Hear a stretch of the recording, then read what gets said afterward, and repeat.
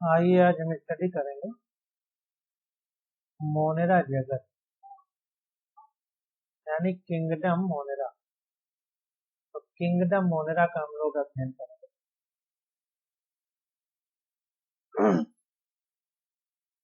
तो देखिए, सभी बैक्टीरिया मोनेरा जगत के अंतर्गत आते हैं। तो जितने भी टाइप के बैक्टीरिया हैं हमारे, वो सब मोनेरा जगत के अंतर्गत आते हैं।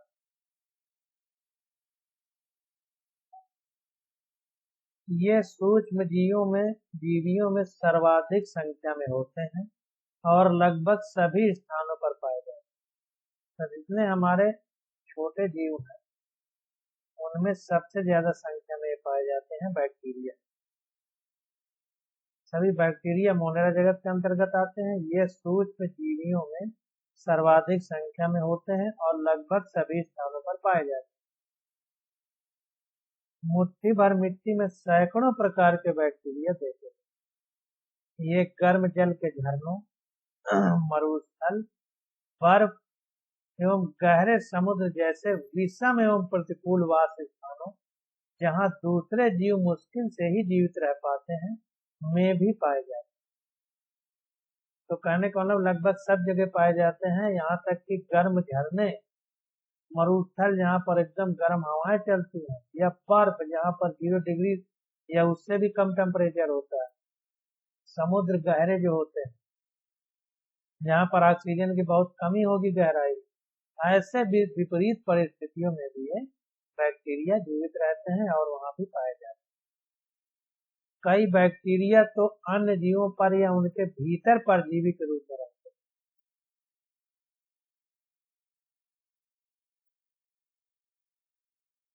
तो बहुत सारे बैक्टीरिया ऐसे भी हैं जो अन्य जो जीव है उनके भीतर परजीवी के रूप में रहते हैं। परजीवी का मतलब उनका जीवन पराय पर आधारित। परजीवी मतलब पराय जीवित पर उनका जीवन आधारित है, यानी उसी से खाने की व्यवस्था करते हैं। जैसे चीलर, जूं, ये सब हमारे शरीर में रहते हैं, हमारे शरीर से खून चोटते हैं, तो इनको परजीवी कहते हैं।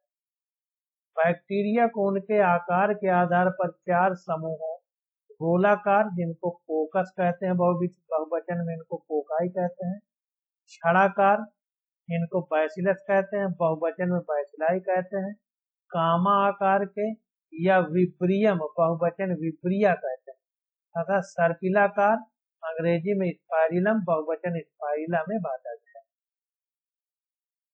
तो इतने टाइप के बैक्टीरिया हैं जिनको उनके आकार के आधार पर बांटा गया है। अगर गोलाकार है यानी स्फेरिकल है तो उनको हम लोग कोकाई बोलेंगे, अगर छड़ के रूप में है तो बैसिलाई बोलेंगे, कामा के आकार है तो विप्रियो बोलेंगे, तथा सर्पिलाकार सांप जैसे हैं तो स्पाइरिलम बोलेंगे, बहुवचन में स्पाइरिला कहते हैं। तो ये सब इनके आकार।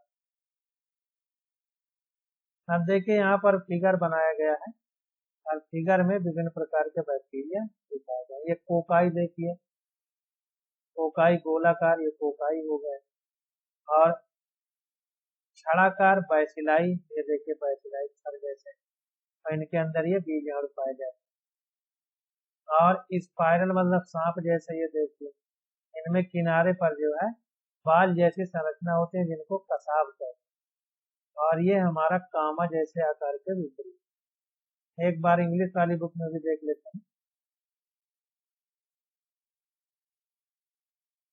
तो देखिए कोकाई हो गए, बैसिलाई हो गए, ये यहाँ पर इनके बीजाणु यानी स्पोर हैं, और ये स्पाइरिला यानी सांप जैसे हैं, और ये इनके कसाब हैं, इंग्लिश में इनको फ्लैजिला कहते हैं।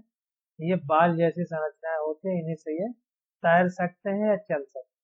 और विपरीत ये कामा जैसे।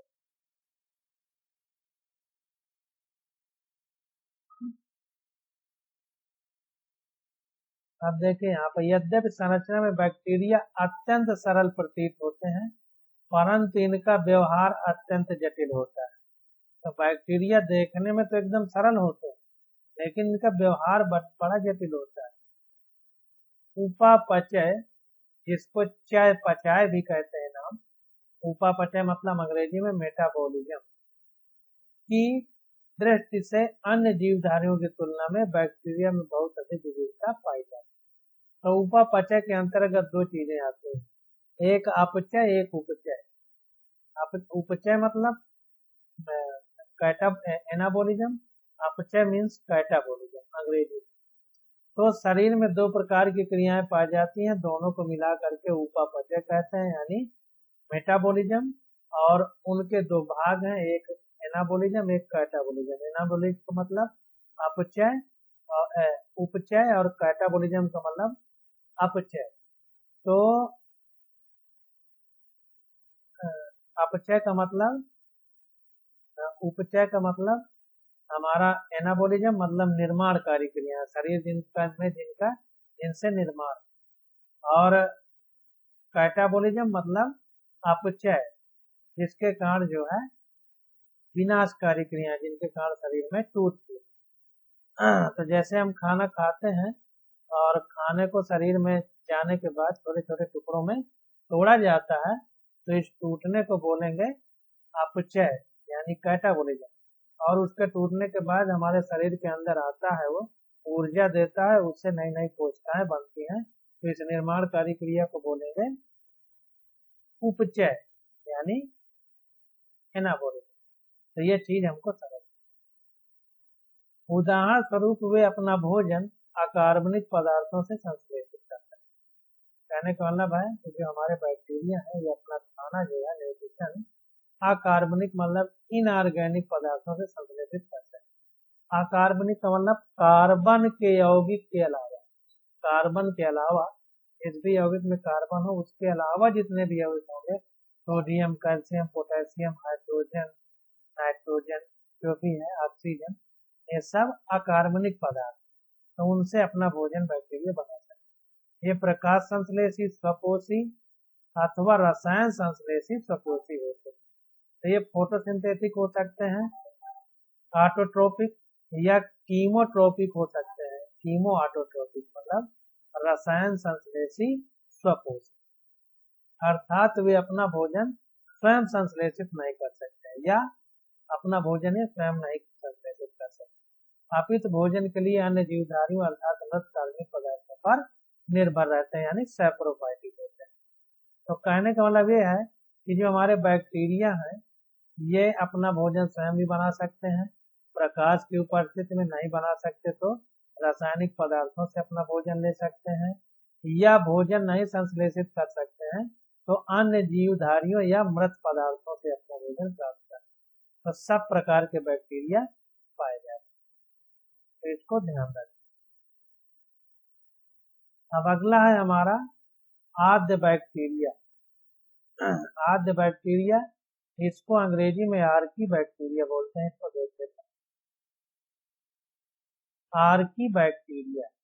आद्य बैक्टीरिया, जैसा कि उसके नाम से पता चल रहा है कि बहुत पुराने समय आदिकाल में जो बैक्टीरिया पाया जाता है, जब पृथ्वी का निर्माण हुआ उसके बाद धीरे धीरे जब जीव बने, तो उस समय जो बैक्टीरिया था उसको आद्य बैक्टीरिया बोलेंगे, इंग्लिश में आर्की बैक्टीरिया। इसको देखते हैं, ये विशिष्ट प्रकार के बैक्टीरिया होते हैं। ये बैक्टीरिया अत्यंत कठिन वास स्थानों जैसे अत्यंत लवणीय जल, यहाँ पर पानी में नमक पाया जाता है, जिसको अंग्रेजी में हाइलोफी बोलते हैं, गर्म झरने यानी थर्मो एसिडोफिलस, थर्मो मीन्स गर्म, एसिडो मीन्स वहाँ का जो पानी हो अम्लीय हो, तो उष्ण अम्लीय जल में भी पाए जाते हैं। कच्छ क्षेत्र यानी मैथोजेंस, जहाँ पर मीथेन गैस बाहर निकलती है, में भी पाए जाते हैं। तो ये विशिष्ट प्रकार के बैक्टीरिया होते हैं, ये बहुत कठिन वास स्थानों में पाए जाते हैं, बहुत गर्म झरनों या नमक मिले हुए पानी यानी लवणीय जल क्षेत्रों में, या मीथेन गैस जहाँ उत्पन्न होती है वहां पाए जाते हैं। आद्य बैक्टीरिया तथा अन्य बैक्टीरिया की कोशिका भित्ति की संरचना एक दूसरे से भिन्न। इसको ध्यान, अगर पूछे कि जो बैक्टीरिया है और आर्की बैक्टीरिया है, इसमें क्या अंतर पाया जाता है, तो जो आर्की बैक्टीरिया है और बैक्टीरिया, इन दोनों की जो कोशिका भित्ति है यानी सेल वॉल है, उसमें अंतर पाया जाता है। यही लक्षण उन्हें प्रतिकूल अवस्थाओं में जीवित रखने के लिए उत्तरदायी। और ये जो सेलवाल होती है, जैसे हम लोग स्वेटर पहन लेते हैं ठंडी में, वो चीज बैक्टीरिया को भगवान ने सेलवाल यानी कोष का भित्त के रूप में दिया। तो यही विपरीत परिस्थिति में प्रतिकूल अवस्थाओं में आर्की बैक्टीरिया की रक्षा करती है। मिथेनोजेन अनेक रूमिनेंट पशुओं जैसे गाय और भैंस के आंत में पाए जाते हैं तथा इनके गोबर से मीथेन जैव गैस का उत्पादन करते हैं। तो जो मिथेनोजेन है, जेन का मतलब जेनरेशन, उत्पन्न करने वाला, मीथेन मीथेन, तो मीथेन को उत्पन्न करने वाले जो बैक्टीरिया हैं वो रूमिनेंट पशु हैं, मतलब जो चारा खाते हैं। तो चारा खाने वाले पशुओं को रूमिनेंट बोलेंगे। तो रूमिनेंट पशु जैसे गाय और भैंस, तो इनकी आंत में पाए जाते हैं, यानी इंटेस्टाइन में पाए जाते हैं तथा इनके गोबर से मीथेन जैव गैस का उत्पादन करते हैं। और इनके गोबर से बायोगैस भी बोलते हैं, जैव गैस इसको इंग्लिश बोलेंगे। तो मीथेन को बायोगैस भी कहते हैं, क्योंकि ये घास फूस खाती है भैंस और उस घास फूस से उत्पन्न होती है। घास फूस हमारा जीव है, इसलिए बायोगैस भी इसको बोलते हैं। तो इनके गोबर से मीथेन यानी जैव गैस का उत्पादन करते हैं।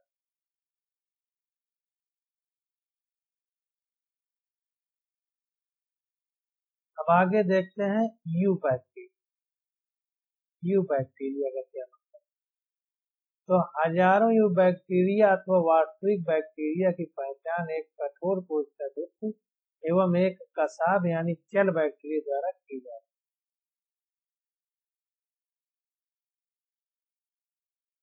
तो यू का मतलब होता है ट्रू। यू का मतलब ट्रू, ट्रू का मतलब सत्य। तो ये ऐसे बैक्टीरिया होते हैं जो इनमें वास्तविक, मतलब इन्हीं को बैक्टीरिया का मतलब सारे लक्षण बैक्टीरिया के जो बताए जाते हैं वो यू बैक्टीरिया। तो कह रहा है इनके पहचानने के लिए इनमें कठोर कोशिका भित्ति यानी सेलवाल होती है तथा हम कसाब यानी फ्लैजिला पाए जाते हैं। चल बैक्टीरिया, कसाब हमने पीछे देखा था, फ्लैजिला क्या था, बाल जैसे संरचना के किनारे किनारे, और उन्हीं के द्वारा ये चल पाते थे, इसलिए इनको चल बैक्टीरिया भी कहते हैं। साइनोबैक्टीरिया, जिन्हें नील हरित शैवाल भी कहते हैं, में हरित पादपों की तरह क्लोरोफिल ए पाया जाता है। जो साइनोबैक्टीरिया है इसी को ब्लू ग्रीन एल्गी कहते हैं, और इनमें बड़े पौधों जैसे क्लोरोफिल पाया जाता है। क्लोरोफिल जिसके कारण पत्ती हरी होती है, तो क्लोरोफिल ए पाया जाता है। क्लोरोफिल में बहुत टाइप के क्लोरोफिल होते हैं, इसमें जो साइनोबैक्टीरिया है उसमें क्लोरोफिल ए पाया जाता है। अब देखिए जब हम ABCD लिखते हैं तो ए सबसे पहले आता है। तो साइनोबैक्टीरिया यानी ब्लू ग्रीन एल्गी बहुत पहले थे, तो सबसे पहले जैसे ए आता है ABCD लिखने में, वैसे सबसे पहले क्लोरोफिल ए पाया जाएगा, जो सबसे पहले चीज पाया जाएगा। ऐसे आप इसको याद कर सकते हैं। तो चूंकि इसमें क्लोरोफिल पाया जाता है, क्लोरोफिल में गुण होता है कि वो प्रकाश की रोशनी को पकड़ करके पौधों को भोजन बनाता है। तो ये भी प्रकाश संश्लेषण प्रकोष्ठी है, मतलब प्रकाश की उपस्थिति में अपना भोजन स्वयं संश्लेषित कर सकते हैं, इसीलिए प्रकोष्ठी यानी आत्मतोषी। चित्र 2.2 हम लोग देख सकते हैं। तो इसको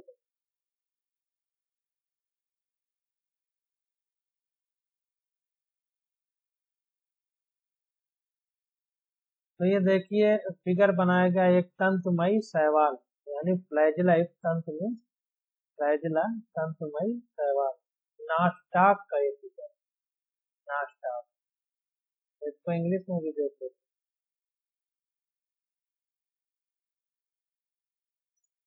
फिलामेंटस ब्लू ग्रीन एल्गी नास्टाक। तंतुमयी मतलब फिलामेंटस मतलब तंतु के तरीके का रहेगा। तो इसमें देखिए हेट्रोसिस्ट पाई जाती है और इसके ऊपर चिपचिपा पदार्थ लगा रहता है, उसको म्यूसिलेजिनस शीट कहते हैं। जैसे आप जोंक को देखे होंगे, उसको पकड़िए तो फिसल जाता है, उसके ऊपर चिपचिपा पदार्थ लगा रहता है, उसी को म्यूसिलेजिनस शीट कहते हैं। तो इसमें भी पाया जाता है, और ये हेट्रोसिस्ट। इसको देखते हैं। साइनोबैक्टीरिया एक कोशिकी क्लोनीय तथा तंतुमय आलमड़ जलीय, समुद्री अथवा स्थलीय शैवाल। तो जो हमारा साइनोबैक्टीरिया वो एक कोशिकीय होता है यानी यूनिसेलुलर। जब हम क्लासिफिकेशन पढ़े हैं वर्गीकरण, तो इसको जब रखा गया था तो हमने पढ़ा था कि प्रोटिस्टा में रखे गए एक एक कोशिकीय वाले बैक्टीरिया भी रखे गए हैं। तो उसी प्रकार से इनकी कॉलोनी प्रायः जेली नुमा आवरण से ढकी रहती है, श्लेष्मी रहता है, जो प्रदूषित जल में बहुत फलते फूलते, जो प्रदूषित जल में बहुत फलते फूलते, मतलब प्रदूषित जल में ये बहुत अच्छे से फलते फूलते, मतलब अपनी ग्रोथ करते। बैक्टीरिया जैसे नास्टाक बिना पर्यावरण के नाइट्रोजन को हेटेरोसिस्ट नामक, ये हेटेरो लिखा है गलत है, हेटेरोसिस्ट नामक विशिष्ट कोशिकाओं द्वारा स्थिर कर सकते। तो जो हमारे बैक्टीरिया है, नास्टाक बिना इनका नाम है, ये जो हमारे जैसे चना है, तो चना की जड़ों में गांठें जो पाई जाती हैं उनमें यही नास्टाक बिना पाया जाता है। तो उनमें जो हेटेरोसिस्ट होता है, यह नामक विशिष्ट कोशिका होती है जो वातावरण की नाइट्रोजन को पकड़ करके उनको स्थिर कर सकते हैं, यानी पौधों को प्रदान कर सकते हैं। रसायन संश्लेषी बैक्टीरिया नाइट्रेट, नाइट्राइट एवं अमोनिया जैसे विभिन्न अकार्बनिक पदार्थों को ऑक्सीकृत उनसे मुक्त ऊर्जा का उपयोग एटीपी उत्पादन के लिए करते हैं।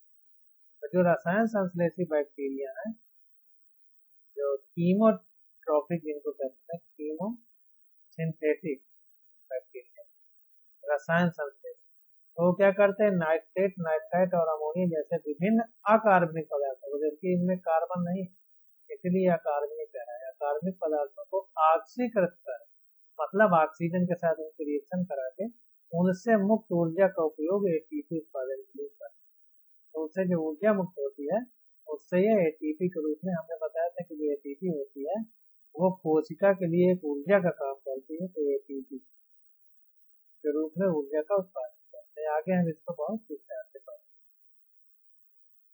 एडेनोसिन ट्राइफॉस्फेट इसका फुल फॉर्म। ये नाइट्रोजन, फास्फोरस, आयरन एवं सल्फर जैसे पोषकों के पुनर्चक्रण में महत्वपूर्ण भूमिका निभाते हैं। तो नाइट्रोजन, फास्फोरस और आयरन ये क्या करते हैं कि वातावरण में पौधों से फिर से वातावरण में इसको बना के भेजते हैं, यही सब है।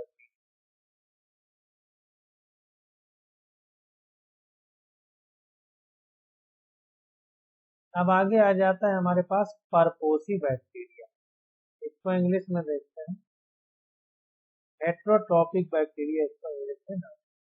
परपोसी मीन्स हेट्रोट्रॉपिक, तो परपोसी बैक्टीरिया मीन्स हेट्रोट्रॉपिक जो बैक्टीरिया है प्रकृति में बहुलता से पाए जाते हैं और इनमें अधिकतर महत्वपूर्ण अपघटक होते हैं। महत्वपूर्ण अपघटक होते हैं, अपघटक का मतलब जो सड़े गले पदार्थ हैं उनको तोड़ करके, छोटे छोटे टुकड़ों में तोड़ तोड़ करके उसको वातावरण में जिस अवस्था में जैसे ऑक्सीजन निकलेगी, फास्फोरस, कैल्शियम इत्यादि तोड़ तोड़ के उनको खत्म कर देते। इन परपोषी बैक्टीरिया में से अनेक का मनुष्य के जीवन संबंधी गतिविधियों पर महत्वपूर्ण प्रभाव पड़ता है। ये दूध से दही बनाने में, इसको ध्यान रखना, जो इसका महत्वपूर्ण भाग क्या है, दूध से दही बनाने में, प्रतिजैविकों के उत्पादन में, जैसे बायो फर्टिलाइजर है हमारा, इसको बोलेंगे प्रतिजैविकों के उत्पादन में, लेग्यूम पादप की जड़ों में नाइट्रोजन के स्थिरीकरण में सहायता करते हैं। जो हेट्रोट्रॉपिक यानी परपोसी बैक्टीरिया है, ये फर्टिलाइजर प्रतिजैविकों, इसको इंग्लिश में देख लेते हैं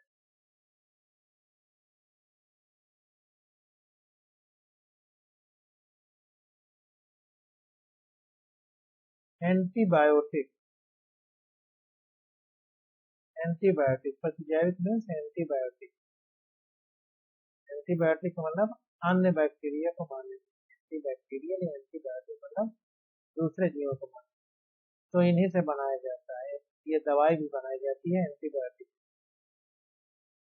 नाइट्रोजन स्थिरीकरण में सहायता करते हैं। कुछ बैक्टीरिया रोगजनक होते हैं जो मनुष्यों, फसलों, फार्म एवं पालतू पशुओं को हानि पहुंचाते हैं। विभिन्न बैक्टीरिया के कारण हैजा, टाइफाइड, टिटनेस, साइट्रस एंकर जैसी बैक्टीरिया तो कुछ हानिकारक भी होते हैं, और वो हानिकारक जो है कौन कौन से हैं? तो विभिन्न बैक्टीरिया के कारण हाइड्रिया टाइफाइड, साइट्रस कैंकर, ये देखिए बीमारी होती है पौधे की, जो नींबू वगैरह होगा, साइट्रस कैंकर जैसी बीमारियां, ये सब बैक्टीरिया से होते हैं, इसको ध्यान देना। तो आपसे नीट में क्वेश्चन पूछेगा कि कौन सी बीमारी बैक्टीरिया से होती है, 4 ऑप्शन दे देगा, उसी में एक आधा ही ऑप्शन दे देगा और पूछेगा किससे होती है। तो हाइड्रिया टाइफाइड, फिटनेस, साइट्रस कैंकर, ये सब बीमारियां हमारी बैक्टीरिया।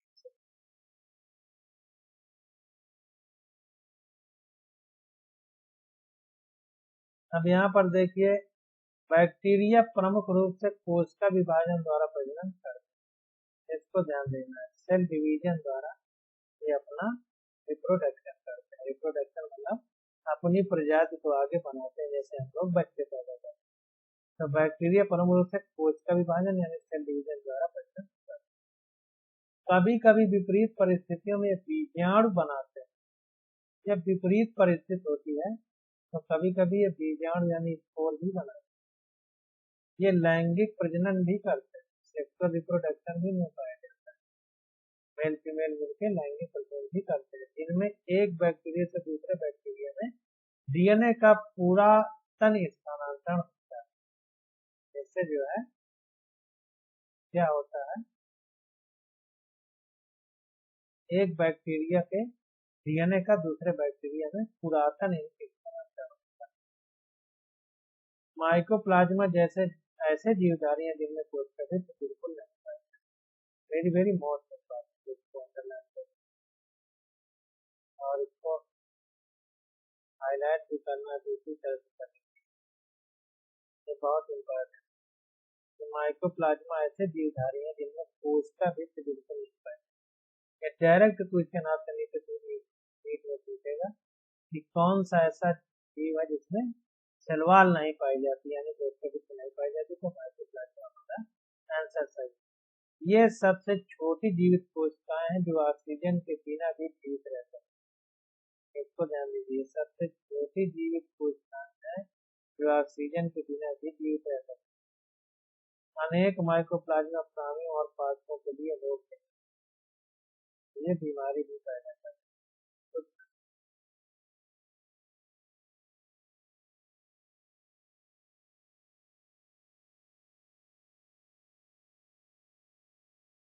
अब देखिए ये फिगर बना हुआ है, एक विभक्त होता हुआ बैक्टीरिया, मतलब एक बैक्टीरिया है जो इसमें सेल डिवीजन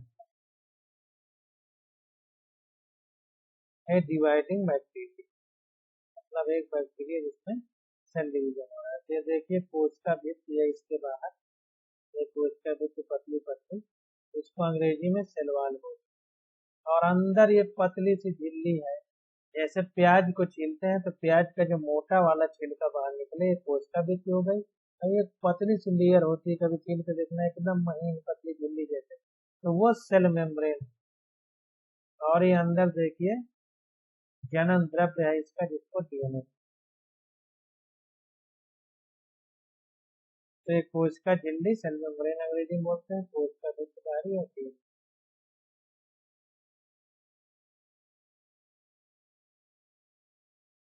अब देखिए प्रोटिस्टा जगत, प्रोटिस्टा अब हम लोग पढ़ेंगे,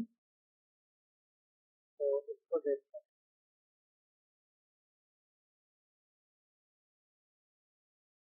इसको ध्यान दीजिए। सभी एक कोशिकी यूकैरियोटिक को प्रोटिस्टा के अंतर्गत रखा गया है। जितने यूकैरियोटिक हैं, मतलब जिनके अंदर न्यूक्लियस पाया जाता है कोशिका के अंदर, उन सबको प्रोटिस्टा के अंतर्गत रखा गया। परंतु इस जगत की सीमाएं ठीक तरह से निर्धारित नहीं हो पाई, लेकिन जो है अभी तक इस जगत की जो सीमा है वो ठीक तरह से निर्धारित नहीं। एक जीव वैज्ञानिक के लिए जो प्रकाश संश्लेषी प्रोटिस्टा है, वही दूसरे के लिए एक पादप है।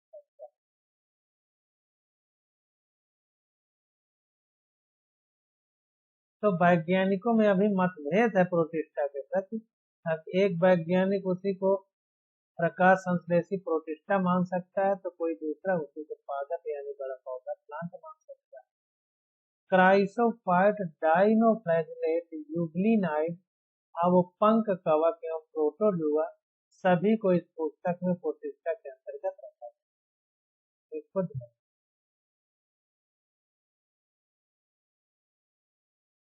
क्राइसोफाइट देखिए, जो अलग कलर से कर रहे हैं ये बहुत,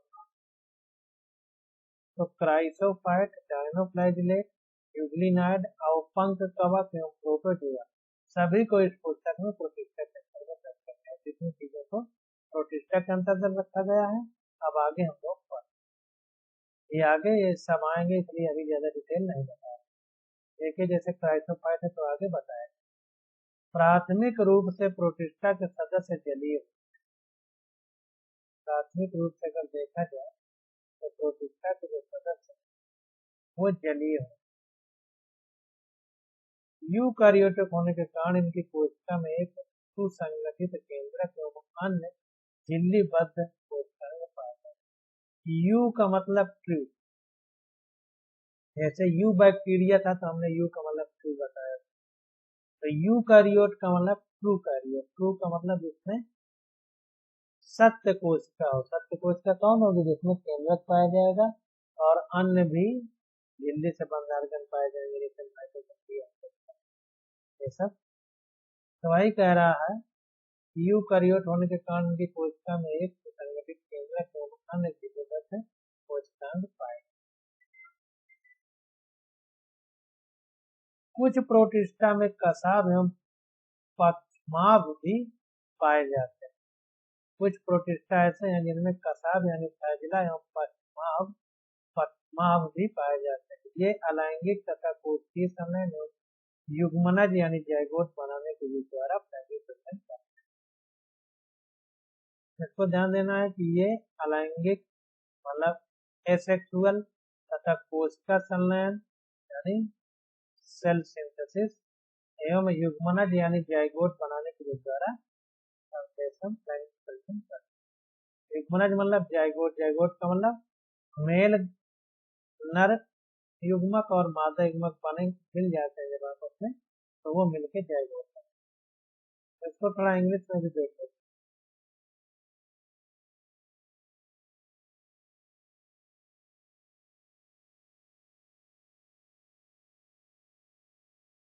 सम हैव फ्लैजिला और सीलिया, पक्षमाभ को इंग्लिश में सीलिया बोलते हैं, कसाब को फ्लैजिला बोलते हैं। उसको ध्यान, प्रोट जो पीछे पाए जाएंगे उनको सीलिया, पक्षमाभ, और फ्लैजिला मतलब कसाब।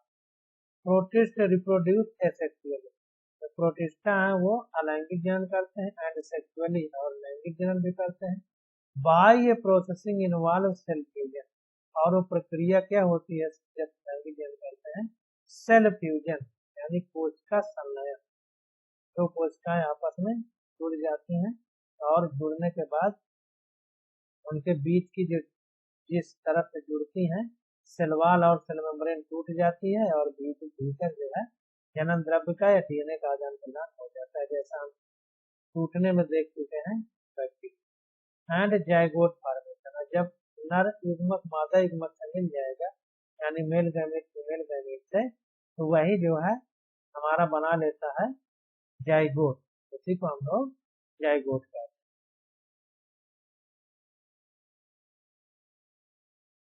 अब प्रोटिस्टा के अंतर्गत जो छोटे छोटे खंड हैं उनके बारे में हम स्टडी करेंगे। तो सबसे पहला खंड है हमारा क्राइसोफाइट। तो प्रोटिस्टा के अंतर्गत ये जो दिए गए हैं क्राइसो, डायनोफाइजिया, ल्यूग्रिनॉइड, ये सब, तो इनके बारे में अध्ययन हम लोग अब अगले लेक्चर में करेंगे। आज बस